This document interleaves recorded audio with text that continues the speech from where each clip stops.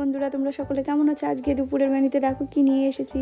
তো মুরগির ছাল, একটু জিরে ফোড়ন দিয়ে দিলাম।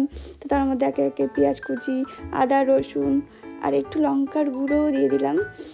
তো দেখো এগুলো সব একসঙ্গে মিক্স করে কষিয়ে নিচ্ছি। তো এরপরে মুরগির ছালটাও দিয়ে দিয়েছি। তো দেখো তোমরা কে কে মুরগির ছাল খেতে ভালোবাসো একটু কমেন্ট করবে কিন্তু বন্ধুরা, আমি তো প্রচুর ভালোবাসি। তো একটু নাড়িয়ে চাড়িয়ে নিয়ে নিলাম, যেহেতু ছোটো কড়াই সিদ্ধটা হবে না, ওই জন্য ঢাকনা দিয়ে দিয়েছিলাম। তো দেখো একটু নাড়িয়ে চাড়িয়ে হলুদও দিয়ে দিলাম। তো দেখতে থাকো, কালারটা কিন্তু খুব সুন্দর এসেছে বলো। তো প্রায় রেডি আমার ছাল রান্না মুরগির। তো লাস্টে একটু গরম মশলা দিয়ে নাড়িয়ে চাড়িয়ে কমপ্লিট করে নিলাম। তো আগে থেকে ভাতই রান্না করে রেখেছিলাম যে দুপুরবেলায় খাওয়া দাওয়া হবে বেশ জমিয়ে। তো ভাতটাও কিন্তু খুব সুন্দর হয়েছিল, ঝুরঝুরে।